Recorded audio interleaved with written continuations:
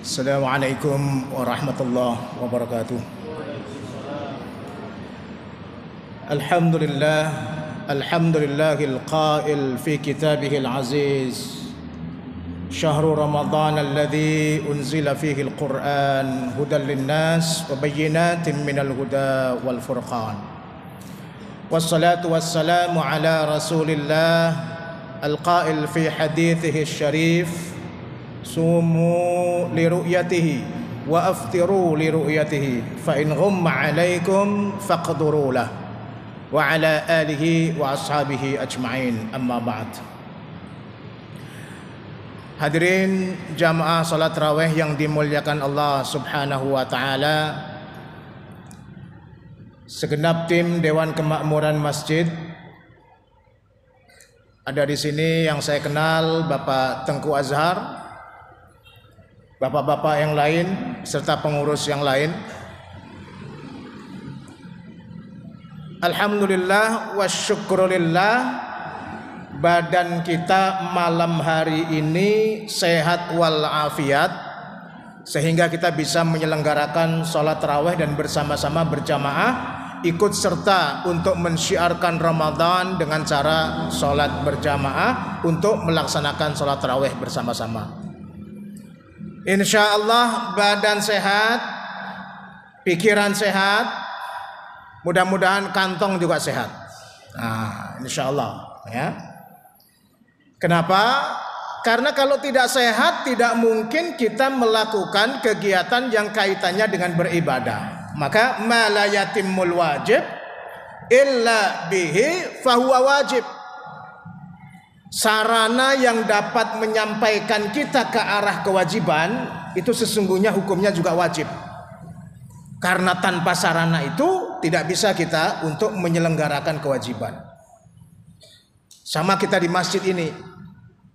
Tanpa ada masjid nggak mungkin kita menyelenggarakan sholat Jumat. Sholat Jumat itu wajib. Nah, oleh karena itu maka mendirikan masjid itu sesungguhnya wajib. Mendirikan masjid itu sesungguhnya wajib. Memelihara masjid itu wajib. Berusaha untuk berinfak di masjid, berusaha untuk berpartisipasi untuk bagaimana supaya masjid ini tetap bisa kita tempati sebagai tempat ibadah, boleh kita mengatakan itu wajib. Sebab ma la yatimmul wajib illa bihi fahuwa wajib. Jadi kalau ada kewajiban, ada instrumen untuk mencapai kewajiban itu, maka sesungguhnya hukum kita untuk bisa melaksanakan dan mengadakan instrumen itu sama dengan hukum kita menyelenggarakan kewajiban. Lil wasail hukmul maqasid. Instrumen itu hukumnya sama dengan tujuan. Alat itu hukumnya sama dengan tujuan. Nah, alhamdulillah, saya yakin bapak-bapak, ibu-ibu jamaah tarawih pada malam hari ini insya Allah ikut serta juga untuk memelihara masjid, mensyiarkan masjid, sekaligus juga meramaikan masjid dan menjaga kelangsungan masjid. Maka sudah ada dua kewajiban sekaligus. Kewajiban menyelenggarakan sholat Isya sudah kita lakukan. Pada saat yang sama kewajiban untuk memelihara masjid sudah kita lakukan. Luar biasa. Insya Allah pahalanya berlipat-lipat. Kita berada di masjid ini, insya Allah ahlul masjid dijanjikan oleh Allah, Allahumma khtim lana bihusnil khatimah. Karena kita ini adalah bagian dari orang-orang yang senantiasa qalbuhu mu'allaq bil masajid. Hatinya senantiasa bergantung dengan masjid. Ketika kita meninggal, ingatan kita seperti ada di masjid, berdoa seperti di masjid, mengucapkan la ilaha illallah seperti juga di masjid, meninggal dalam kondisi husnul khatimah insyaallah. Amin ya rabbal alamin. Ma'asyiral muslimin wa zumratal muwahhidin rahimakumullah. Malam hari ini kita memiliki tema tentang Islam rahmatan lil alamin. Allah Subhanahu wa taala berfirman, a'udzubillahi minasyaitonir rajim, bismillahirrahmanirrahim, wa ma arsalnaka illa rahmatan lil alamin. Allah menyampaikan kabar kepada kita, tidak akan mengutus nabi dan rasulnya, khususnya nabi kita Muhammad Rasulullah sallallahu alaihi wasallam, kecuali illa rahmatan lil alamin, kecuali menjadi rahmat bagi alam semesta. Rahmat bagi alam semesta. Itu maknanya apa? Kehadiran nabi, hidupnya nabi, tersebarnya Islam, adanya agama Islam, itu sebenarnya bukan hanya rahmat untuk orang Islam, bukan hanya rahmat untuk mereka-mereka yang mengatakan asyhadu alla ilaha illallah wa asyhadu anna muhammadar rasulullah, tetapi sebenarnya hakikat ajarannya adalah rahmat untuk alam semesta. Alam semesta ini kalau kita hitung, ada yang bernyawa dan ada yang tidak bernyawa. Yang bernyawa ada manusia, yang bernyawa ada binatang, yang bernyawa ada tumbuh-tumbuhan. Yang tidak bernyawa banyak. Benda-benda di sekeliling kita yang tidak tumbuh, itu tidak bernyawa. Tapi Allah Subhanahu wa taala sudah menjanjikan kepada kita, sesungguhnya Islam itu bukan hanya untuk orang Islam, tetapi bahkan untuk alam semesta. Bukan hanya untuk manusia, bahkan untuk binatang.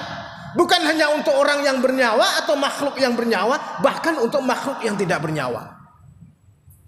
Nah, apa sih keistimewaannya kok bisa begitu? Mari kita lihat, mari kita perbincangkan dalam kesempatan yang singkat ini. Keistimewaan yang pertama Islam adalah dikenal dengan prinsip muwazanah. Dalam bahasa lain dikenal dengan prinsip tawazun. Untuk dunia juga untuk akhirat. Jadi jangan hanya kita mengenal Islam itu seolah-olah bab tentang akhirat saja. Tidak.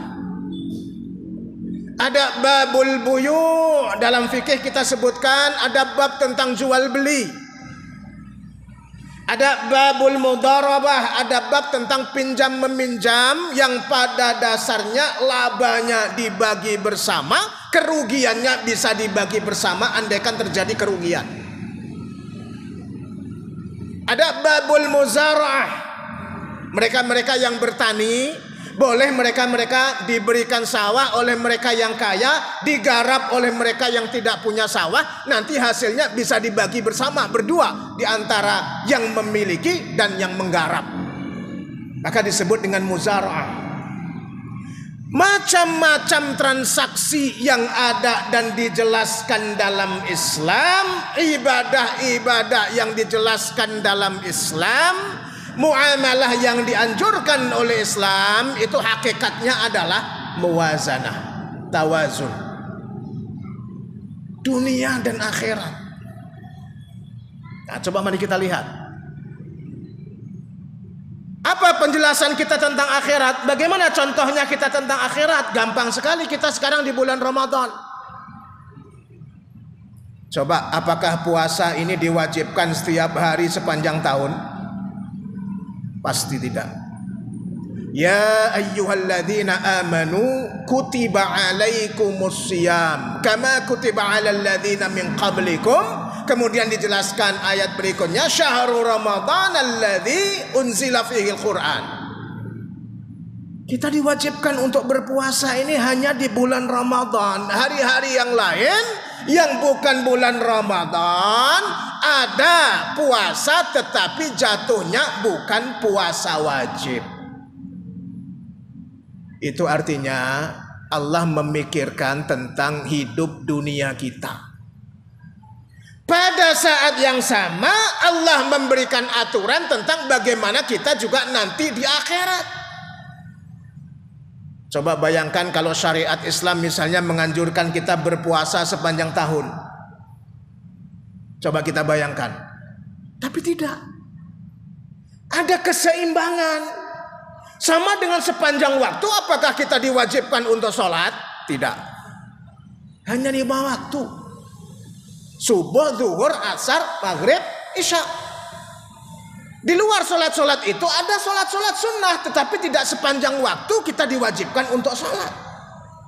Bahkan dalam ayat surah Al-Jumu'ah mengatakan bahwa idza nudiya lis-salati min yaumil jumu'ah fas'au ila dzikrillah wa dzarul bai'. Allahu akbar, Allahu akbar. Ada adzan salat Jumat. Sedang jual beli, sedang ngojek, sedang naik kendaraan umum. Sebisa mungkin kalau kita tidak uzur, penuhilah panggilan adzan itu. Idza nudiya lis-salati min yaumil jumu'ah fas'au ila dzikrillah. Cepat kita tinggalkan apa-apa yang kita lakukan. Hari ini hari Jumat, sudah sekitar jam 12, muadzin sudah memanggil kita, cepat kita penuhi panggilan itu, datang ke masjid. Begitu kita selesai, assalamualaikum warahmatullah, lihat kanan, assalamualaikum warahmatullah, lihat kiri, apa? Fa idza qudiyatis salatu fantashiru fil ard. Hei manusia, hei orang yang beriman, itu sholat Jumat sudah diselenggarakan, sudah ada salam, nengok kanan, nengok kiri. Mohon maaf, kalau ingin berzikir jangan lama-lama berzikir ya. Fantashiru fil ard. Sekarang saatnya kita mencari penghidupan dunia. Kembalilah kamu ke kantor, kembalilah kamu ke toko, kembalilah kamu ke pasar, kembalilah kamu kemana? Wabtaghu min fadlillah. Raih rizki dari Allah subhanahu wa ta'ala. Jangan hanya di masjid. Ini artinya keseimbangan. Ini artinya keseimbangan. Dunia dipikirkan Islam, akhirat dipikirkan Islam. Dunia diatur Islam, akhirat diatur Islam. Muwazanah, tawazun, seimbang. Ini rahasia bahwa Islam rahmatan lil alamin yang pertama. Rahasia yang kedua, tawassut. Berada di tengah-tengah juga. Memikirkan hak-hak Allah subhanahu wa ta'ala pada saat yang sama diatur dalam syariat dan ajaran Islam tentang hak sesama manusia. Tentang hak sesama manusia. Hak-hak untuk Allah subhanahu wa ta'ala kita sebut dengan hukukullah. Hukukullah kita lakukan dengan cara sholat, itu adalah hukukullah. Ya, kita sekarang ini sedang menyelenggarakan sholat. Ini sesungguhnya adalah hak-hak Allah subhanahu wa ta'ala, kewajiban bagi kita. Kita sedang menyelenggarakan puasa Ramadan. Ini adalah hak-hak Allah, kewajiban bagi kita. Tapi jangan salah, meski di bulan Ramadan pun Allah menyeimbangkan antara hak manusia dengan hak Allah subhanahu wa ta'ala. Sebab di bulan Ramadan kita dianjurkan untuk membayar zakat fitrah. Zakat fitrah itu adalah apa? Tu'matan lil masakin, memberikan makan kepada sesama kita, menggembirakan sesama kita supaya mereka bisa menyelenggarakan nanti Allahu akbar, Allahu akbar, Allahu akbar, la ilaha illallah, wallahu akbar. Datang hari raya Idul Fitri. Jangan ada ketika hari raya Idul Fitri umat Islam yang masih menangis. Jangan ada ketika datang hari raya Idul Fitri anak yatim yang masih sengsara. Jangan ada ketika datang Idul Fitri si miskin yang gak bisa ke masjid karena masih harus kerja.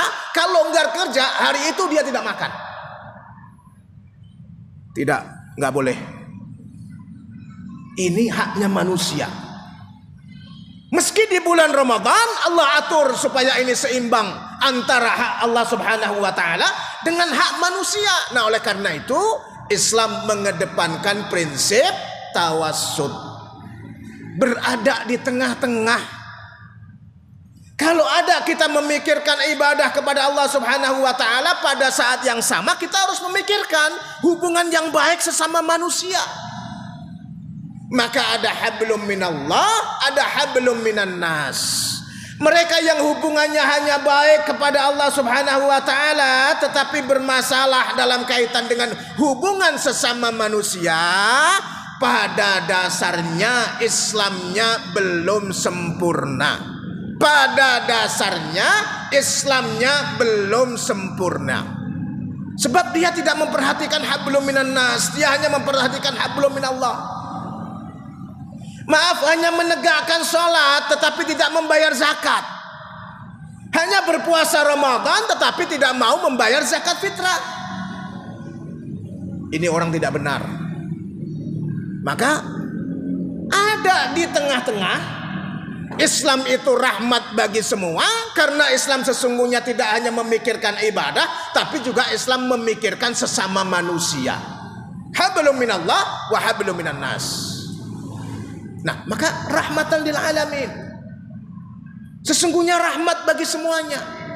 Nah, yang terakhir yang tidak kalah luar biasanya, dan ini revolusioner, dikatakan sebagai al-musawat bainan nas fit takalif wal ahkam. Datang Islam, maka raja-raja yang dulu disembah kemudian tidak lagi disembah. Datang Islam, Fir'aun yang mengaku Tuhan, maka kemudian Fir'aun takut luar biasa karena begitu datang Islam diajarkan agama yang benar. Ini berarti eksploitasi manusia oleh manusia akan dihadapi oleh Islam. Datang Islam, maka mereka-mereka yang seolah-olah kelasnya lebih tinggi dibanding manusia yang lain, hilang karena prinsip tauhid, hilang karena akidah tauhid. Jadi banyak dulu raja-raja yang hakikatnya raja-raja itu sudah seperti yang maha kuasa. Sulit kita membedakan antara raja dan yang maha kuasa, karena titah raja nggak boleh dibantah. Bahkan dalam beberapa sejarah yang kita baca, orang yang menghadap raja melebihi menghadap yang maha kuasa. Coba lihat itu sejarah Fir'aun, coba lihat itu sejarah raja-raja di tempat-tempat tertentu. Mohon maaf, mungkin sampai sekarang pun masih ada perilaku yang seperti itu. Islam mengajarkan kepada kita kewajiban puasa untuk raja sama dengan kewajiban puasa untuk rakyat jelata. Kewajiban sholat untuk mereka yang ada di istana sama dengan kewajiban sholat untuk mereka yang tidak berada di istana. Sama. Tidak ada kasta, tidak ada kelas antar manusia. Dan ini menghebohkan dan ini revolusioner. Datang Islam kemana-mana membawa prinsip persaudaraan, membawa prinsip persamaan antar manusia. Mereka-mereka yang belajar sejarah revolusi Prancis, baru mereka tahu bahwa sesungguhnya raja-raja mereka itu juga manusia juga. Revolusi Prancis mengatakan égalité, fraternité. Kalian semua sesungguhnya sama dengan kami, manusia juga, rakyatmu manusia. Hei raja-raja, kalian juga manusia. Mohon maaf, jangan kalian memerintah kami sewenang-wenang, karena sesungguhnya hak kami sebenarnya juga sama dengan hak kalian. Hanya kalian mendapatkan amanah, hanya kalian kami pilih. Kami ini sesungguhnya yang memilih. Oleh karena itu kami sesungguhnya yang punya mandat yang lebih besar daripada kalian. Ini revolusioner. Nah, persamaan antar manusia. Boleh manusia memerintah yang lain kalau manusia itu diberikan amanah oleh manusia yang lain. Boleh manusia memiliki hak yang sekilas berbeda kalau manusia itu memang diizinkan, dipilih untuk memiliki hak yang sekilas berbeda, dan itu untuk waktu yang sementara. Luar biasa, al-musawatu bainan nas fit takalif wal ahkam. Oleh karenanya Islam mengajarkan, mau kita berdoa kepada Allah, ud'uni astajib lakum. Manusia, kalian tidak bergantung kepada sesama manusia ya. Jangan menjadikan manusia yang lain itu berhala. Seolah-olah berhala itu bisa mendatangkan kemadharatan sekaligus bisa mendatangkan kemanfaatan kepada kalian. Yang mendatangkan kemadharatan dan kemanfaatan kepada kalian bukan manusia lain tapi Allah Subhanahu wa taala. Coba. Pohon itu nggak bisa mendatangkan kemudaratan. Mana barang-barang yang angker nggak bisa mendatangkan kemudaratan. Orang Islam yang bertauhid yang benar, qul huwallahu ahad, Allahus samad. Bergantungnya hanya kepada Allah Subhanahu wa taala. Memohonnya hanya kepada Allah Subhanahu wa taala. Berharap terakhir sekali hanya kepada Allah Subhanahu wa taala. Sebab kalau kita gantungkan harapan kita, sebab kalau kita gantungkan permintaan kita kepada sesama manusia, banyak sekali kita kecewanya. Maka al-musawatu bainan nas fit takalif wal ahkam, ini sebenarnya memanusiakan manusia, meletakkan manusia pada esensi manusia. Ini membebaskan manusia dari keterkungkungan. Maka Islam rahmatan lil alamin. Kenapa ada revolusi di Prancis? Apakah ada kaitannya dengan doktrin dan ajaran Islam? Pasti ada kaitannya. Sampai sekarang ini semua ideologi, semua sistem dan sebagainya itu salah satu inspirasinya kan bagaimana kita mengadakan revolusi kemanusiaan. Revolusi kemanusiaan itu sesungguhnya berawal dari tauhid. Karena manusia jangan bergantung kepada manusia. Manusia jangan bergantung kepada yang kuasa. Manusia jangan bergantung kepada mereka-mereka yang sesama manusia. Nah, inilah hakikatnya. Maka ada sejarah yang mencatat the most influential leaders, 100 most influential leaders, 100 orang yang paling berpengaruh di dunia. Yang menulis bukan orang muslim. Ini buku sangat terkenal. Siapa yang ditempatkan pada tempat yang pertama? Nabi kita Muhammad sallallahu alaihi wasallam. Inspirasi ajarannya memberikan keterangan dan penerangan serta pencerahan untuk alam semesta. Coba bayangkan. Diakui tidak? Ini diakui. Cuma kadang-kadang kita sebagai orang muslim tidak tahu bahwa agama kita adalah rahmatan lil alamin. Bagaimana supaya tahu? Supaya tahu mari kita gali bersama-sama, mari kita dalami bersama-sama. Insya Allah kalau kita tahu, maka pasti kita akan lebih mencintai. Mereka-mereka yang mencintai dengan ilmu pasti berbeda dengan mereka-mereka yang mencintai tanpa ilmu. Mereka-mereka yang mencintai dengan sepenuh hati sekaligus sepenuh rasionya, insya Allah berbeda dengan mereka-mereka yang mencintai karena maaf ikut-ikutan secara buta. Kita mencintai Islam karena ilmu, kita mencintai Islam karena hati, kita mencintai Islam insya Allah yakin bahwa Islam adalah rahmatan lil alamin. Wabillahi taufiq wal hidayah. Assalamualaikum warahmatullahi wabarakatuh.